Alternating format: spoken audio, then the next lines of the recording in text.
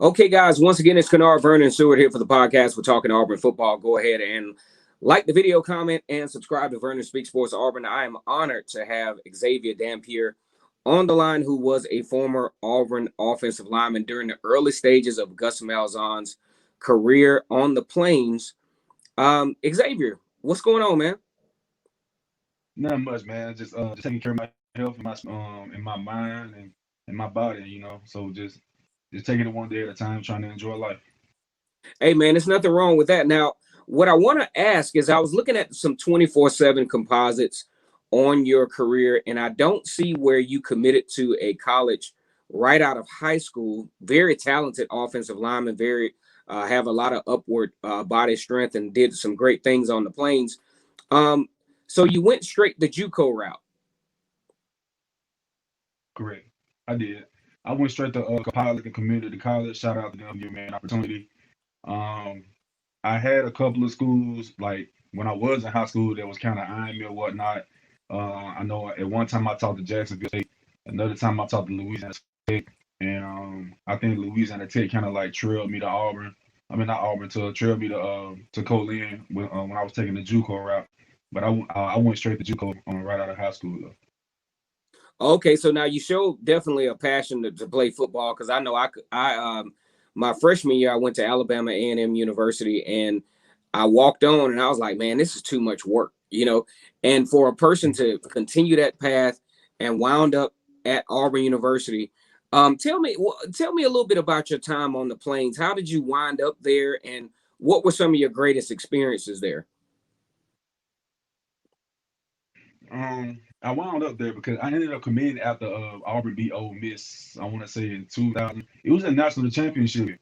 Um, when Nick Marshall was the QB and everything. I actually played Nick Marshall in one JUCO game when he was at Garden City, and Okay.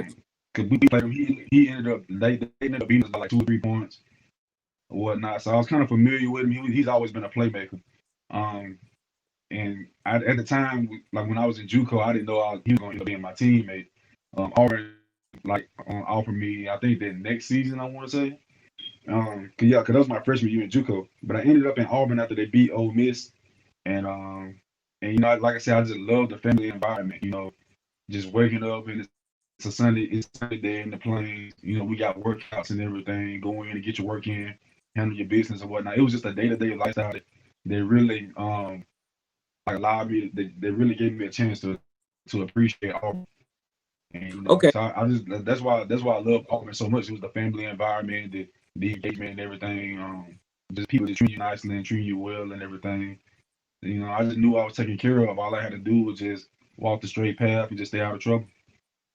Yes, sir, man. Now I think about probably one of the highlights of your career at Auburn. 2016, Auburn starts out 1-2, losing the game against Clemson. Then a couple of weeks later, losing the game against Texas A&M, and going on this epic run to where Auburn had the opportunity to be the first two-loss team to have the opportunity to possibly make the college football playoff. Tell me about that run Right. between Texas A&M and Georgia. Of course, Auburn laid an egg against Georgia that year. But tell me about that run where Mm-hmm. you all were probably one of the hottest teams in college football during that time. During that time, like it was like, you know, we were like either we gonna come together or we gonna fall apart. And it was really there's that, and we decided to come together. We decided, look, man, we're not gonna be pushed around. We're not gonna be disrespected. We finna come off the rock. We finna hit you in the face repeatedly. And that's just what it was. And that's exactly what we did. And you really, I mean, one of the ways you can judge how strong a man is about how he can, take blows and keep getting up and keep going. Like Rocky Balboa was saying, it's about how hard you can get hit and keep moving forward. We took a couple of losses. We took one loss early in the season or whatnot. To Clemson, we lost by 6. We lost by 6 points, and that was. They kind of hit us hard. They kind of said, look, man, it's like a wake up call. Like, man, we got to shake back. Because I know we knew we were better than what we had put out there on the field and everything. So we just put it practice the changes so we can show, day in and day out in every game. And that's how we ended up going on that streak. Yeah, that was actually a very nice run. You actually hurt by injuries late. Sean White gets hurt. You have a couple of other injuries that were detrimental to that season, and then you wind up losing the game to Oklahoma in the Sugar Bowl. Now, moving forward, talking about the Mm. offensive line after pretty much your tenure and the season after, what would you attest to why Auburn, who wants to compete on a high level in the SEC West or the SEC on a year in and year out basis, how do you explain the abysmal recruiting at the line of scrimmage on the offensive line of the offensive side of the field? Well, I started by saying this. I don't think the recruiting was abysmal. Some people would say I'm biased. I'm biased for saying that, but I don't think the recruiting was abysmal. It was abysmal. I've seen talent there. I've seen the talent. I've seen the flashes of talent on the field. Now, I would love to see us to continuously put it together, like at an amazing clip, with showing consistency or whatnot. But I've seen where like okay, yeah, this O line looking like it's coming together. You can see in this past season, like we went on a stretch, and you can see gradual improvement off the line.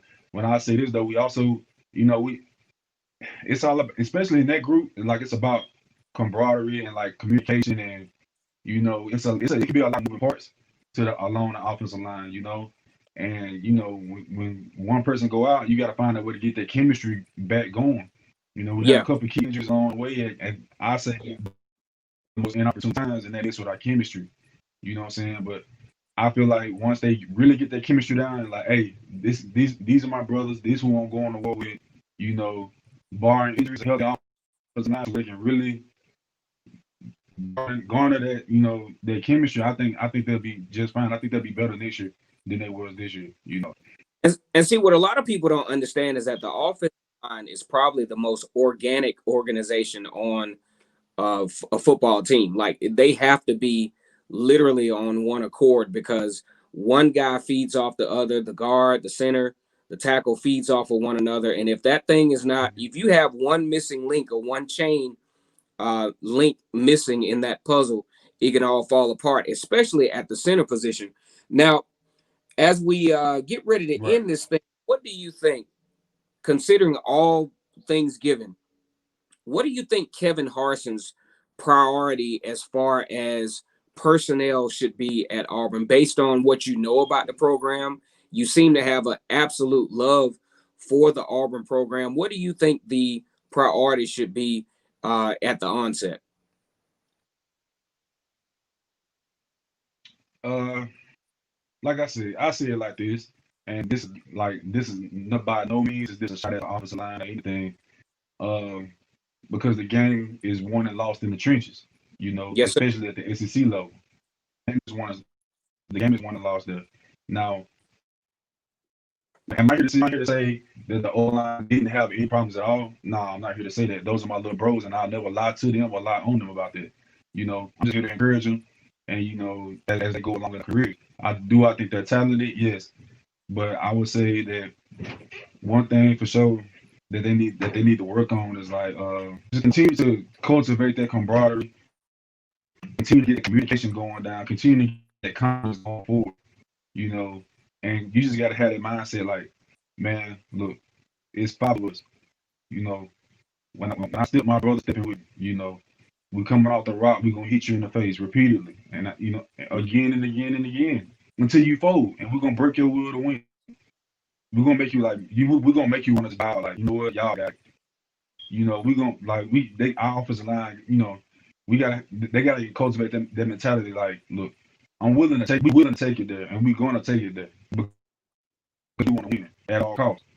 You know, and once they truly get on that same mindset as the team, like I just think you're gonna see a lot more improvement. And like I said, I'm not here to criticize them or anything like that. But I think he should start. I think he's going to start there. He's a blue collar person, and I know that once he does that, and once the offensive line sets that tempo, like, hey, by any means, we're going to get the job done. I think it's going to spread to the rest of the team as well. Yes, sir, man. And you know, I So resonate with that on, being said, I resonate on those comments because you have to have that camaraderie.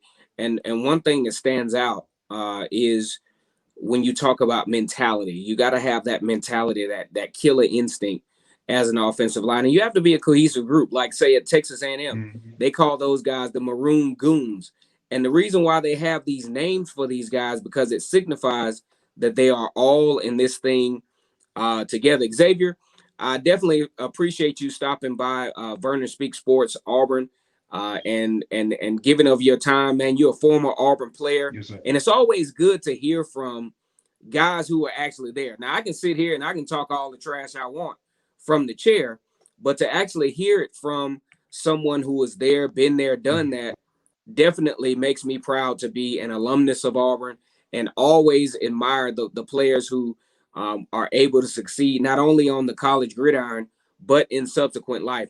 What can you leave us with, Xavier? one thing, well, a few things well, a couple of things I leave you out with is just be patient, Coach Harsin. You know what I'm saying?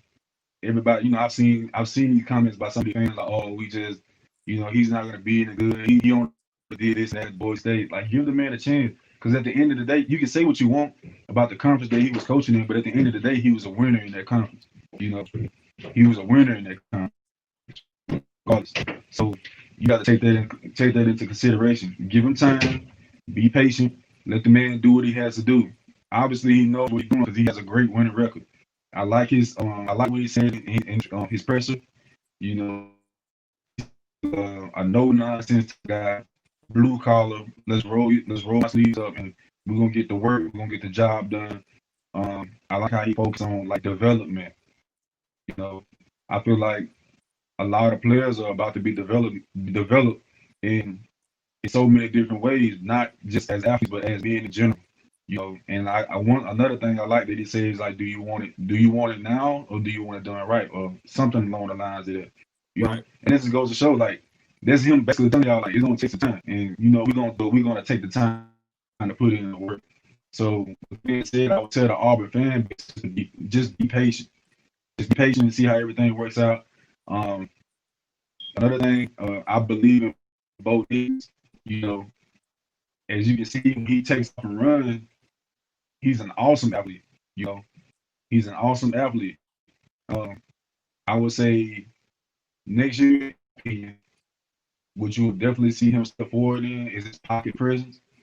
And I think between him and the offensive line, I feel like it's going to be a dramatic improvement, in my opinion. And I'm not going to say it's going to be all at once right now. I think they're going to start off good, and I think they're going to improve as the year goes forward as well. So all I'm saying is just be patient, but also expect good things out of Coach Harden and whatever staff that he brings in at whatever position group. Like I said, development will be there and everything. I believe in me personally. I do. Yes, sir, man. I definitely appreciate you stopping by. And those are some encouraging words to the Auburn fan base.